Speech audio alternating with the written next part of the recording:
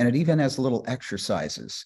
So if you don't have that book will I really, I have it somewhere here. yeah. So if you read those 2 chapters on latent content, that will really help you hear this guy much more easily. Thank you so much. This is a great day. Thank you, Jon. Yeah, thank you. So let's open this up to any questions, comments, reactions. Someone's having supervision or other cases or material coming up that you'd like us to discuss.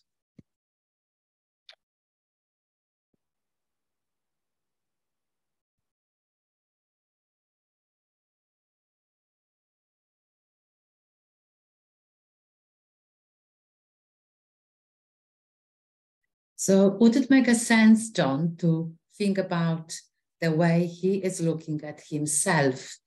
He's looking at himself through the eyes of his parents, his father, who is going to criticize him.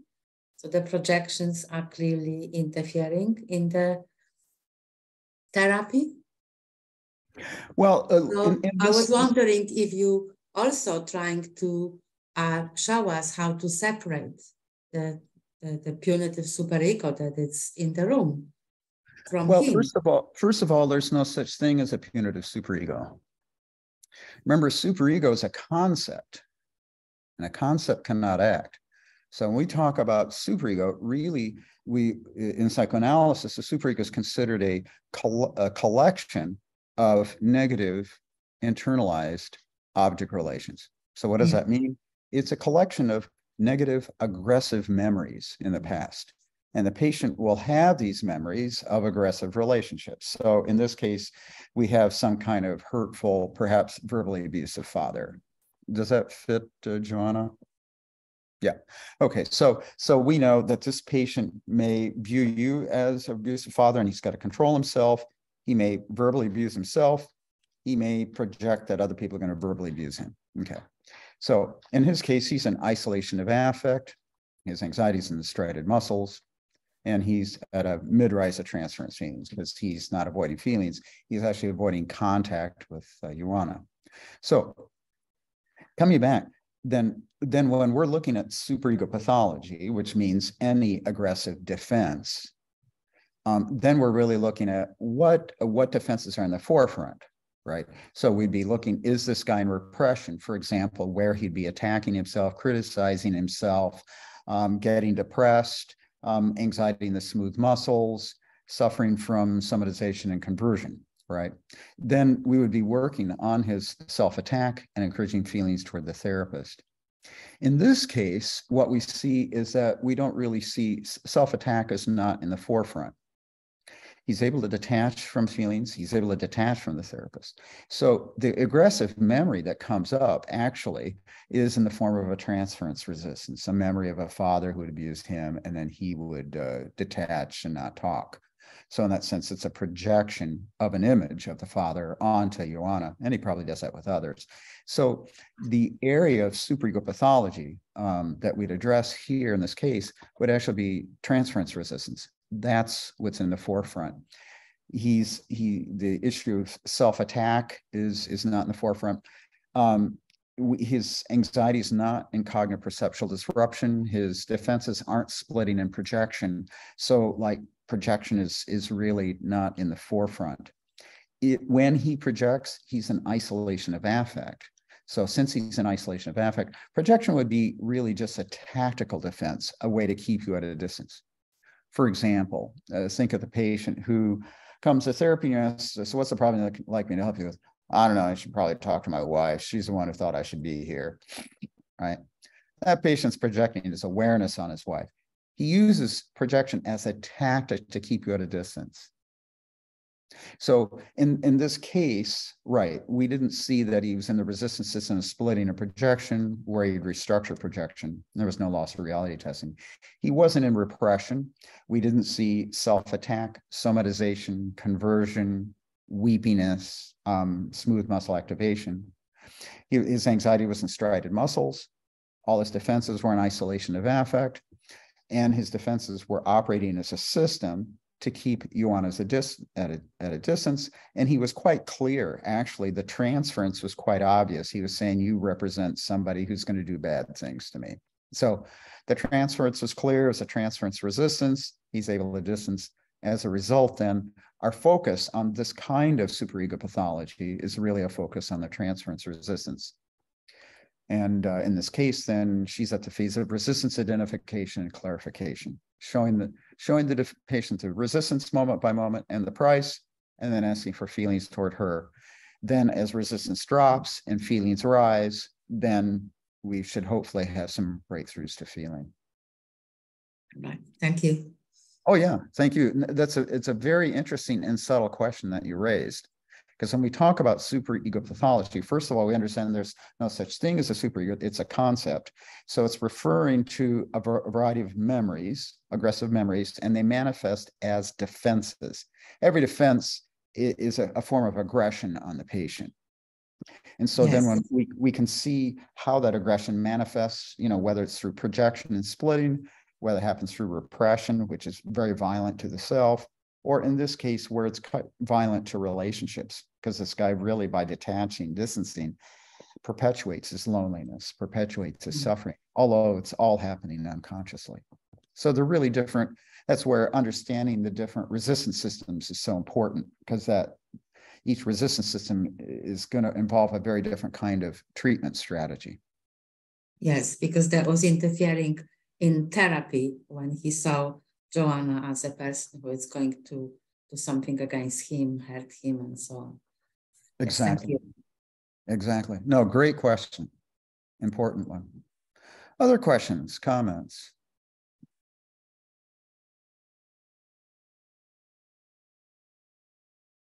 How many were taught to listen to latent content in grad school? Nobody. Oh, right. I was wondering whether you would offer a workshop on that, as you said. That would be really cool. Yeah, that's I'll have to put that on my to-do list. Yeah. You taught me to listen to latent content.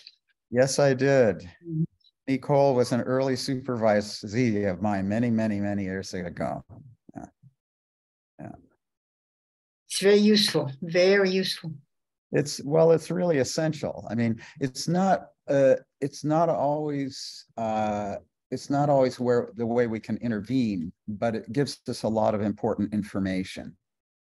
Really important information. For instance, I think one most important reasons to know latent content is that when patients drop out of therapy, in a session or two before they drop out, they always are telling you in the latent content that they're planning to drop out. Always. So every student I ever worked with where a patient dropped out, it says, well, let's take a look at the previous session. And then we just analyze it line by line. A patient might say something, might start the session, oh, I was really upset with my dentist. I mean, I just wasn't giving enough medication. It was very painful. And then he wants to schedule, and he's always wanting to schedule appointments more frequently than I want. And I just feel like he's not listening to me. And so I'm thinking about switching to another dentist. Right? That's fantastic. And then being able to say, right, so you mentioned your dentist was not administering enough medication. So it was really quite painful. And you felt that the dentist wasn't listening to you and he kept wanting to come in, even though it was very painful. And so you're thinking of leaving. This may seem like an odd question, but I'm wondering, have you been finding me insufficiently attentive to your pain? And have you been having thoughts of leaving? Because if so, I'd like to be important for us to find out what sort of thoughts and reactions you're having to the therapy so we can have at least a better relationship than you have with your dentist. So you can just make a link and then just that opens things up because the patient oftentimes is afraid to give you negative feedback. So they'll give the negative feedback unconsciously in the displacement. Like this guy is not going to say to Ioana, I don't want to talk to you.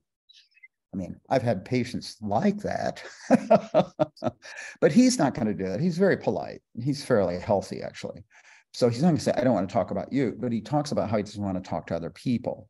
So in that sense, the unconscious is able to communicate something that the patient doesn't have the affect tolerance to communicate directly. But when you can hear that, then it allows you to be aware of the unconscious dynamics that are driving the therapy. And also, like, one of my favorite examples is a patient talking about an uncle who was hard of hearing. All right.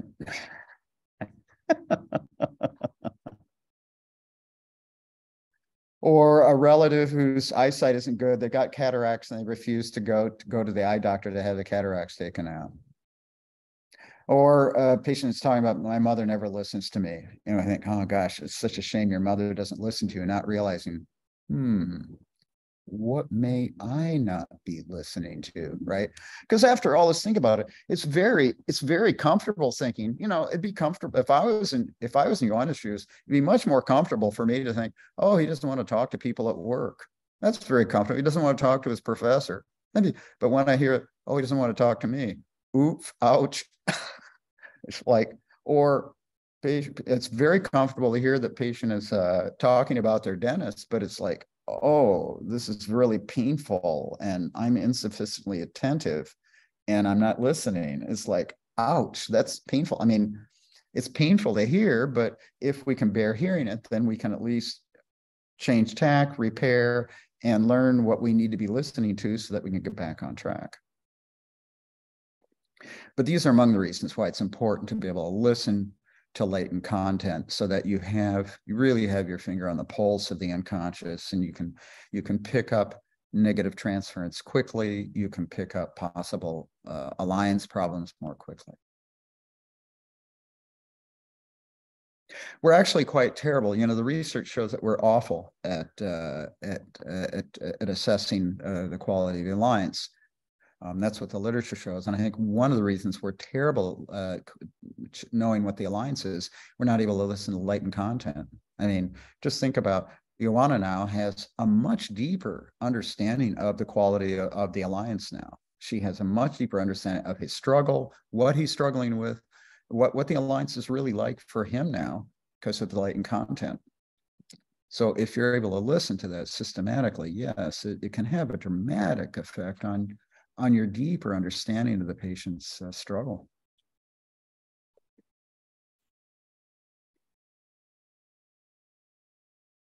Oh, a bunch of stuff in chat. Let me check this all out here.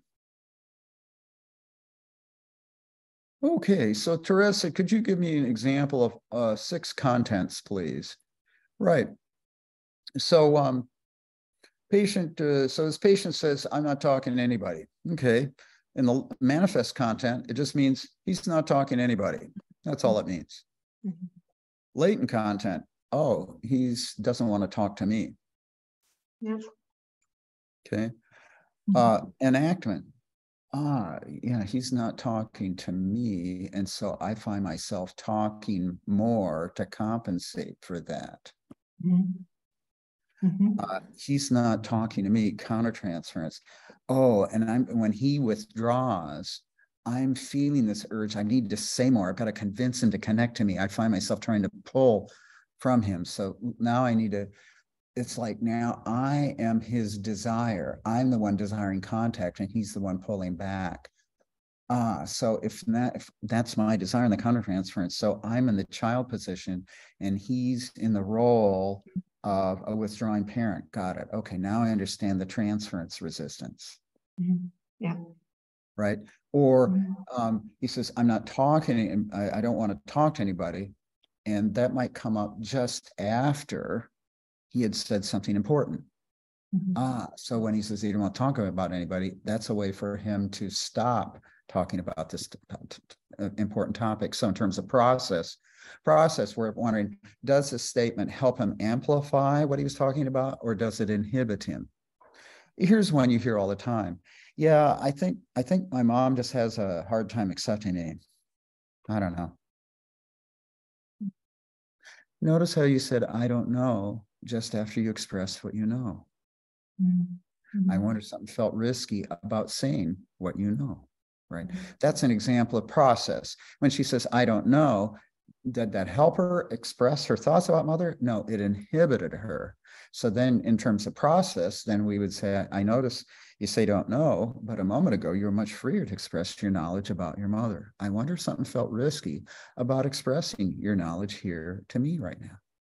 Because then you're trying to find out, I wonder what felt risky about stating her feelings or what she knew with me that led her to inhibit herself with the defense. So those are some quick examples of, and then of course, listening for conflict is, you know, for instance, in this case, Joanna could have said something like, so we see that you want to reach out to people because you're lonely, you want to connect, but you're saying that you're afraid you would get hurt. So since you're afraid you'll get hurt, you find that you kind of shut down, you avoid these people, and you find yourself not wanting to say anything. That would be, so in other words, she would use the content, right? She'd look at the manifest content, what he said about other people. And then she would organize that in terms of conflict, showing that, yes, you want to connect, you're afraid you get hurt, so then you find yourself holding back. Then, which we call triangular conflict, but it's listening for conflict in the manifest content. Then she could make the link into the T. And we see here, you're wanting to trust me more, but being afraid that I might hurt you, yet you find yourself not wanting to say anything, of course, to a hurtful person. So insofar as I represent a hurtful person, yeah, what feelings are coming up toward me? So this is very important because in the field, I mean, if you ask anybody, any layperson, do you know how to listen? Everybody says, yeah. Everyone thinks they're fantastic listeners. Ever notice that? Everybody thinks they're fantastic listeners. So when they enter the field of psychotherapy, they think they already know how to listen, and they don't realize actually listening is very different for us because we're listening for conflict. We're listening for process. We're listening to latent content. We're listening to the enactment. We're listening to the countertransference, right? So we have like 5 additional kinds of listening that the layperson never does. And unfortunately, the psychotherapy training almost never teaches you those modes of listening systematically. But those are the modes of listening, among the modes of listening that we have. And that helps you understand why is this hard? Because it is. These are a lot of different, listening for us is very different than for the layperson. My father was a blacksmith. He says, so what do you do as a therapist? You just listen to people, right? I said, yeah, that's what we do. I mean, what are you going to say? All right. Because when we listen all these different ways, we inhabit a very different interpersonal universe than the layperson does. Like,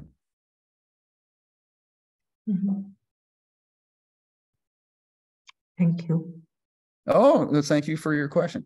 Oh, Emerio had a question here. Signaling the transference image between a therapist and patient can lower the complex transference needs by putting the person in relation to the real image of the therapist, or secures emotional exploration, or is there another reason to signal the image between therapist and patient?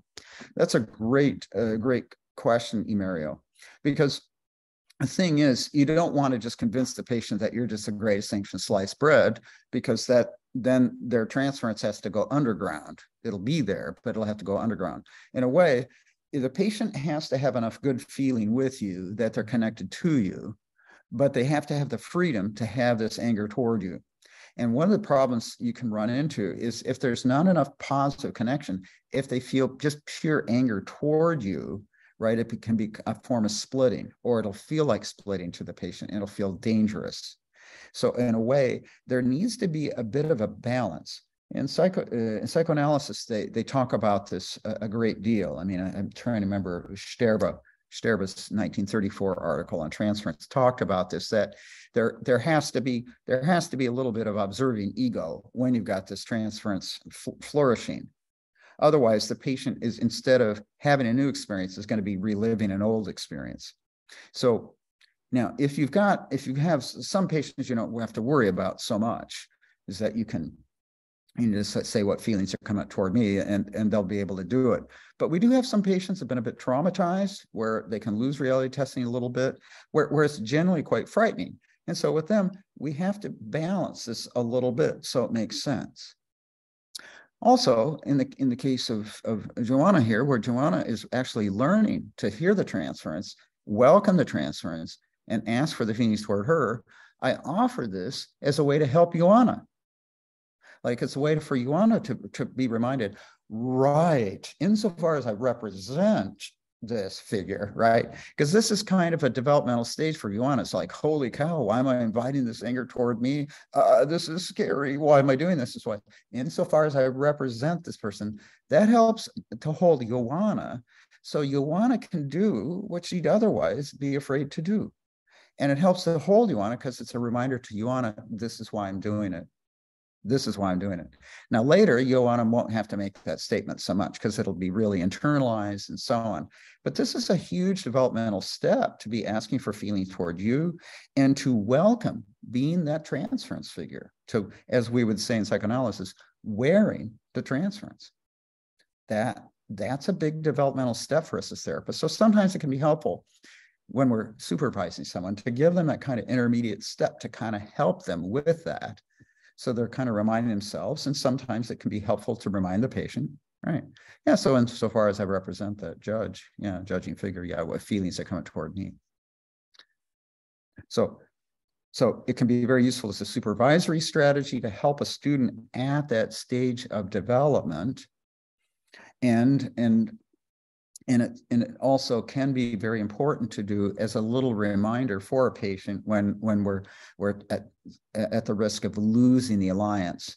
One of the things you find, like in psychoanalytic work, they talked about where a lot of people they just felt weren't suitable for transference work. Well, they are, but they may need a little bit of help in allowing feelings to come toward the therapist, where it can feel like a very dangerous thing.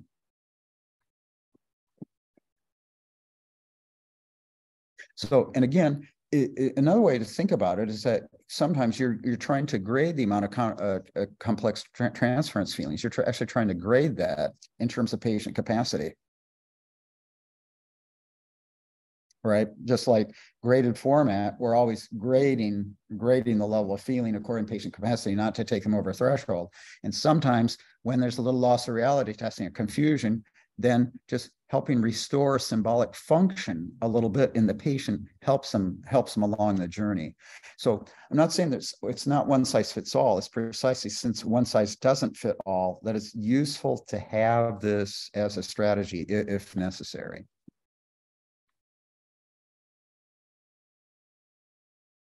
So let's see.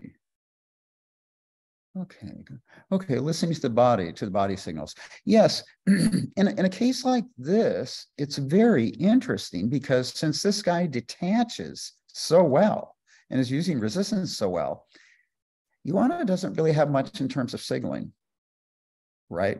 If a guy he's resisting her in the T, right? So, and remember, he was even very comfortable with his resistances, thought they were good. All right, well, at that point, you're going to have no signaling. Right? Resistance is working so well, feelings can't come up. So they actually are pushed down so well that they don't trigger anxiety. So we wouldn't see a sigh. We got a little motion in the hands, but that tends to be a little ambiguous. It's not really great signaling. The best signal is your sigh with your highly resistant patient. But again, when you have a highly resistant patient with egosyntonic resistances, they're so effective at pushing feelings down that, yeah, your feelings don't rise, anxiety doesn't rise, and so you're not going to see much signaling. Now, when Ioana began to describe his resistance, yes, then his hands would start to move a little bit more. And when she starts identifying his resistance more consistently, addressing the price, and then asking for feelings toward her a whole lot more, when she does that, that's going to mobilize the feeling, and she's going to get better signaling. She's going to start to see some sighs with this guy. There's just not enough. There's not enough pressure here to mobilize the unconscious than to mobilize the sighs and signaling. So that's also important. Why do we get signaling in the body? Because anxiety is rising. Why does anxiety rise? Because unconscious feelings are rising. Why do unconscious feelings rise? Because the therapist does pressure.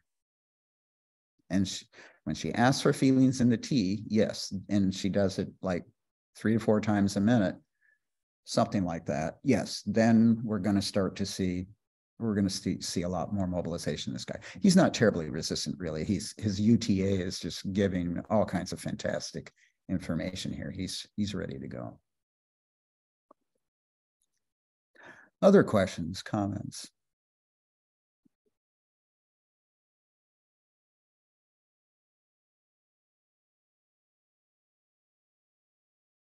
I want to talk about pressure a little bit more too, because I think it's so ego alien in a way to do lots of pressure. We're used to intellectualizing, right? And so Joanna, you were very good at intellectualizing about defenses, but doing pressure is really new.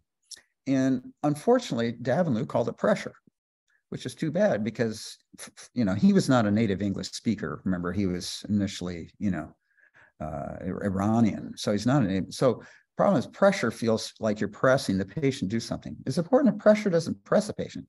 Pressure is really asking the unconscious for supervision. Where do you need help? So when you ask for feelings, you're not pushing for feelings.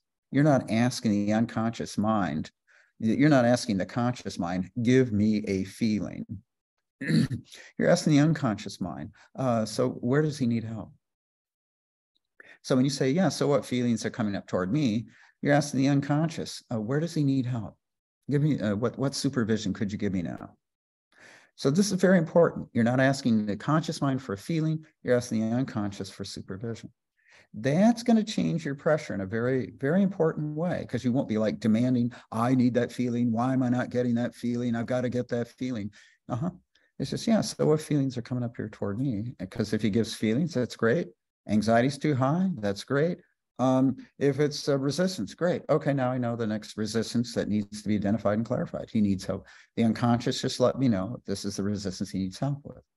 So I think this can help you feel much more comfortable about doing pressure much more often, because in essence, what I'm encouraging you to do is ask for supervision more frequently.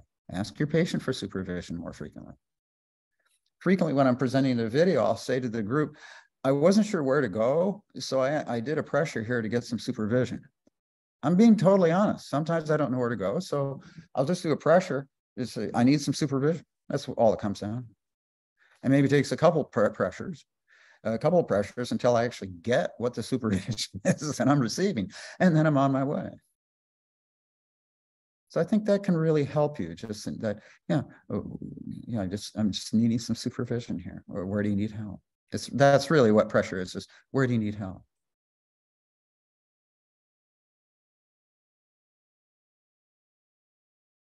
So Yuval is reminding us that our next time is December 9th, next week, and that under great pressure, and I mean it in every sense of the word, from Yuval, I came up with a bunch of dates for the new year. So we'll be able to meet more frequently over the course of the new year. I've got it all on my schedule, and I look forward to seeing all of you then. So thanks so much, Joanna, for such a rich case. Thank you, Yuval, for putting this all together. And I'll look forward to seeing all of you next week.